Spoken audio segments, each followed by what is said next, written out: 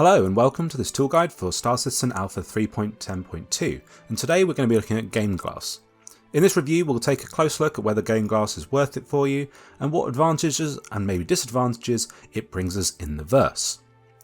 GameGlass was launched in February 2019 and was funded via an Indiegogo crowdfunding campaign. It was initially launched for Star Citizen and Elite Dangerous. At the end of the video I'll show you how we can install and configure GameGlass, but for now I'm going to show you what it can do. Here you can see the interface which will be running on a tablet. We have buttons labelled for the functions that they will initiate in game. For example, we have look behind and the camera control button. Buttons are labelled by the function that they'll have in game. For example, here we have flight ready, we have the camera switch and look behind. All the buttons are very intuitive and you can have anything that you'd be able to map to a keyboard, joystick or HOTAS available through GameGlass. However, I think that the look from GameGlass is very appealing and you'll never be at a loss as to what button will do which function.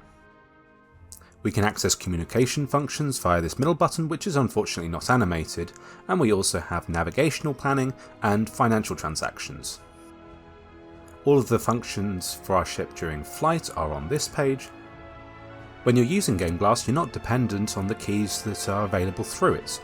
It uses its own keyboard layout so that your other control schemes will not be affected. It's possible to have several in parallel as users' input devices, and it will be compatible with your HOTAS, joystick or mouse and keyboard setup. I mostly use the whole thing in combination, which has the greatest advantage for me, so you can get the full potential out of using it as a shortcut without sacrificing your other control schemes that you're used to. Here you can see I'm using GameGlass to actuate the VTOL thrusters, and then I'm able to take off from Lorville. The different tabs within the program are referred to as shards, and here we can see the default Star Citizen shard with the ability to request permission to land. And we also have in here the function to perform quantum travel. I see the greatest advantage for people who are either beginners or don't play Star Citizen that often, not having unlimited time to tinker with their control schemes or get used to the very many functions that you have within Star Citizen. GameGlass offers regular updates, and also after the last update to 3.10.2 it only took a few days for them to catch up. The new targeting system that CIG introduced in that update was completely changed, but the app was already able to support the new changes very quickly. They have very active support through Discord, and there's very lively exchanges with quick and professional help provided for both Star Citizen and Elite Dangerous, kept separately. That makes sure that you always have the right contact person to handle the updates to the specific parts of the application that you're using. You also have other people who use the app at hand and who like to help you out, so there's a good community behind it.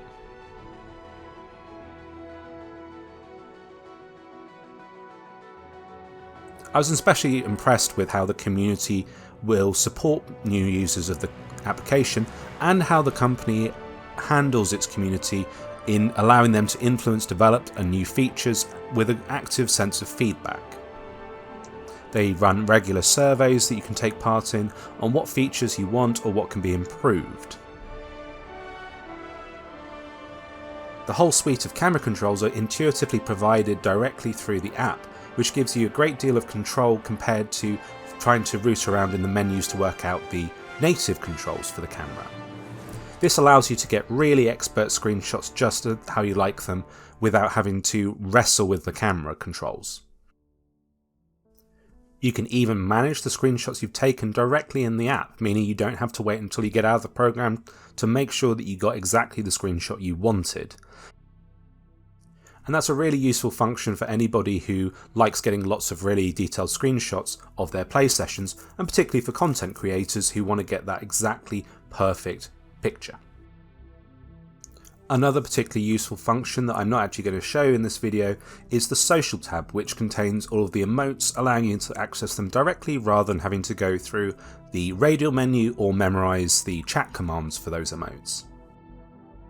The whole thing is relatively simple so that you can even access these things while fighting or moving quickly.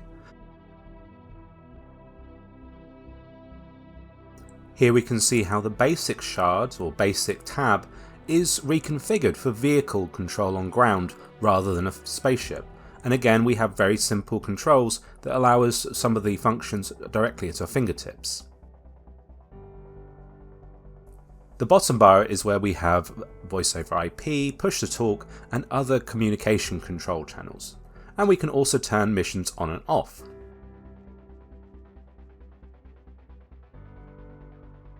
Here we also have the camera controls as before, so we can look behind ourselves and switch to camera views directly from within GameGlass.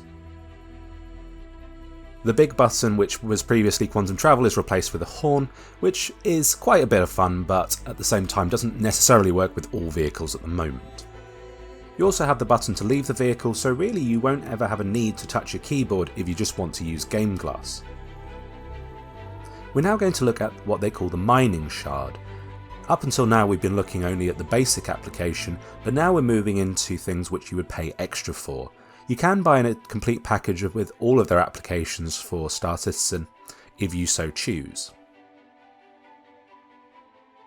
Mining control can be quite difficult if you don't have a HOTAS or throttle, and GameGlass here provides you a very cheap way to get a much better control scheme than simply using a keyboard and mouse. Probably the most important function that it's provided here is that you have a slider control of laser power. If you haven't done mining before, this is absolutely critical for maintaining enough power on the rock to get it to fracture, but not so much that it overloads. By default, you'd be controlling this with the mouse wheel, which can be very difficult. And even with a joystick, you'll have problems where you want to find the exact right position and the springs in the joystick might be fighting you. However, with GameGlass, you just have a single finger to slide on it, which is actually probably the optimal control scheme for this function in the game. You also have very quick shortcuts for skipping to scanner mode and for mining mode. Furthermore, you'll probably find that if you use a dual stick setup, that you're having to map the throttle control for the laser over controls for flight, which can cause some real problems. By separating these using GameGlass, you can again just use your joysticks for controlling flight, which has become even more important now we have wind movement, which can really throw off your mining.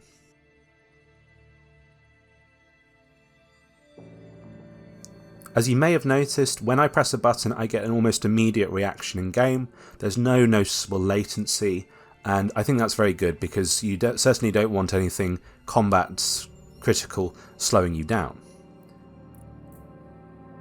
That brings us to the combat mode. Here latency would be fatal, and I can report that I have not noticed anything when I've been switching targets. It all works fine, and it's just great design from GameGlass.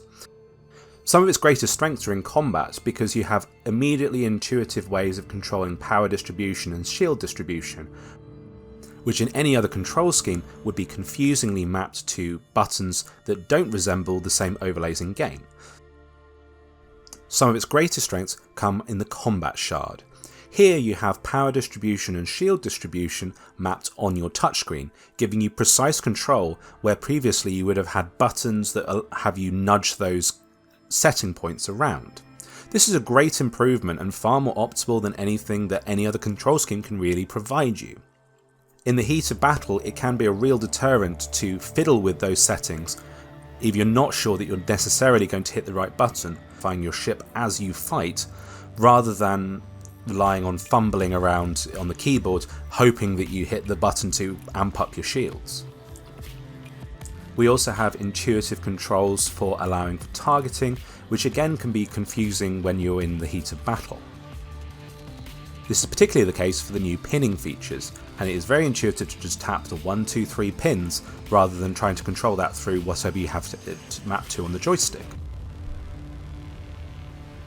This tab also allows us to control flight characteristics such as decoupled mode and ESP mode, and whether you want to turn on and off G-Safe. This allows you to do some really fancy flying if you want to be looking out the window while you jet around. The only function I feel that is particularly missing is the button for missile acquisition. However, that's not a great problem because that's perhaps something I would control via my existing controls. Overall, the whole thing is very intuitive, probably much more so than other control schemes. All in all, I would recommend GameGlass. There are a lot of different shards or functions, and it's all very simple, very visually appealing, and well integrated into the Star Citizen experience.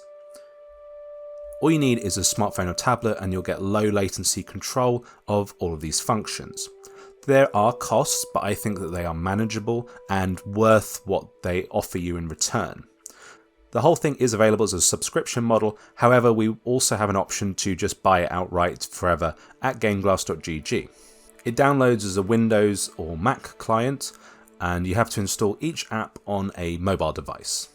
You can see here again the different functions that are available through the shards on their website. You can get the basic functions for free, which will give you the basic flight controls and social panels, but those more advanced things that I showed you which carry the greatest advantages are paid functions.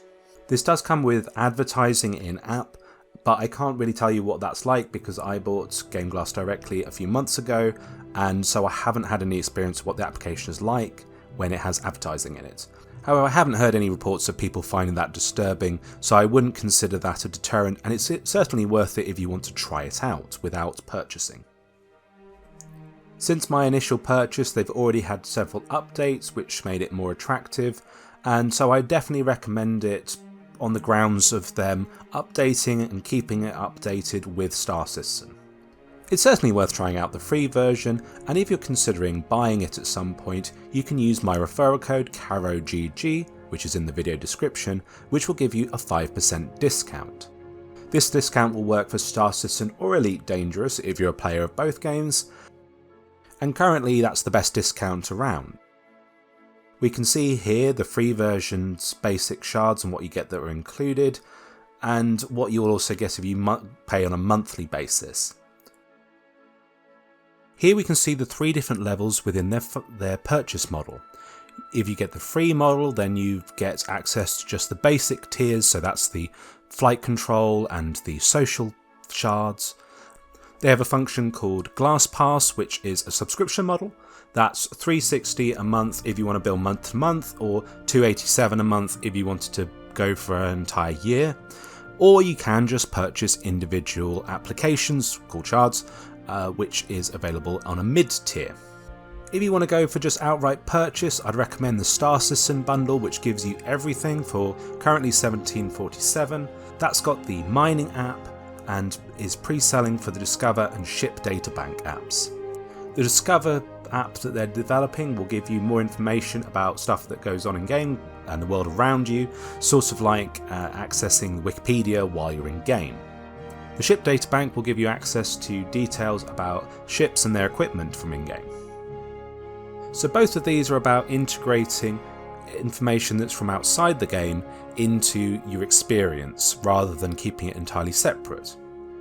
These new functions seem very promising to me, and based on their existing track record of development, I have no concern that they will be delivered. As I said, the updates are very fluid and fast, and they've come together very well, particularly alongside major Star Citizen release.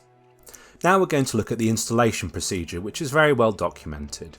Which is simple and very well documented. You're first going to have to download an XML file, which is like for any other control scheme, and you'll drop it into the folder where you would usually put a joystick control mapping. This path is actually provided in the instructions, so you shouldn't get lost.